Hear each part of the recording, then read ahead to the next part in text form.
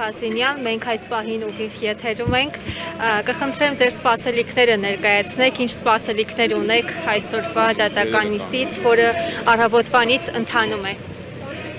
Սպասելիքը այսօրվա դատաիրավական համակարգից մեծ չի,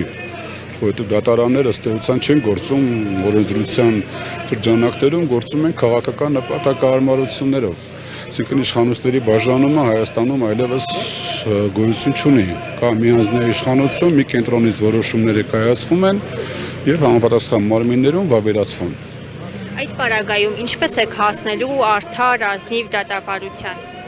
Ճնշման, հանրային ճնշումների, ժողովրդի, մասնագիտական ճնշումների հնարավորություններով, բոլոր օրենքով սահմանված եւ օրենքին չհակասող միջոցներով ու մեթոդներով, ինչպես արվել է մինչեւ հիմա։ Միակ ելքը գտնում եք, որ հանրային ճնշումն է, գտնում եք, որ հանրությունը պիտի իրենց աջակցությունը հայտնի բարերարին։ Ի վերջո, բարերարից բացի նաև լուրջ քաղաքական գործչի մասին է գնում խոսքը, որտեղ շատ ենք ասում բարերար, բայց Սամվել Կարապետյանը վաղուց արդեն բարերարից վերածվել է ընդդիմության առաջնորդի։ Հետևաբար եւ ինքը մենք իր դեմս իրա մենք գործ ունենք ընդդիմության միասնական կարելի ասել առաջնորդի եւ վարչապետի հիմնական տեխնացուին։ Հետևաբար դա քաղաքական հետապնդում է այլևս։ Սա բացահայտ, ակնհայտ, դասագրքային քաղաքական հետապնդում է։ Քաղաքական գործչի նախընտրական շրջանում կալանքի տակ պահելու իրավիճակը։ Այսինքն գտնում եք, որ այս ստեղծված իրավիճակը Սամվել Կարապետյանի շուրջ պայմանավորված է նախընտրական, այսպես համապետական ընտրություններով։ Ինքներդ հետևեք ժամանակագրությանը, ինքներդ կհասկանաք, թե որը ինչին հաջորդեց եւ ինչի արդյունքում էս ամեն ինչը եղավ։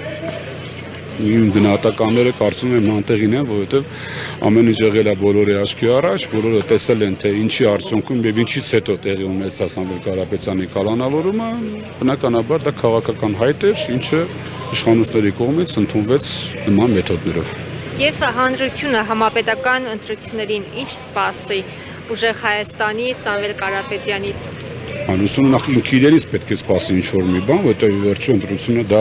ժողովրդի կամ արտահայտության միակ հնարավորությունն է իրավական առումով ժողովրդավարական երկրի։ Հանրությունը իրենից սպասում է եւ դնում իր առաջ խնդիրը լուծում եւ պահանջում է այն անձից, այն ուժից, ում որ տվել է վստահության քվեն։ Ընտրությունները դրա մասին են։ Մնացածը արդեն ժամանակը ցույց կտա։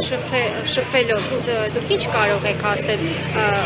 ինչ սպասումներ կարող եք ունենալ։ Դուք սպասում եք քաղաքական ռեալ առաջարկի, ինչը ստանում է իդեմս ուժեղ Հայաստանը։ Գոնե ուժեղ Հայաստանը կարողանում է քաղաքական առաջարկ անել։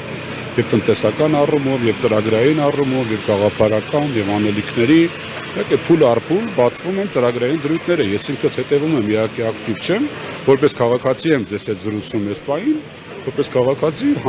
անհամաձայնություն եմ հայտնում այս իրավիճակին եւ Սամվել Կարապետյանին որպես ընդդիմության առաջնորդի այս պահին կալանավերում, այսինքն տանը գտնվելու, որը ի վերջո էլի կալանքի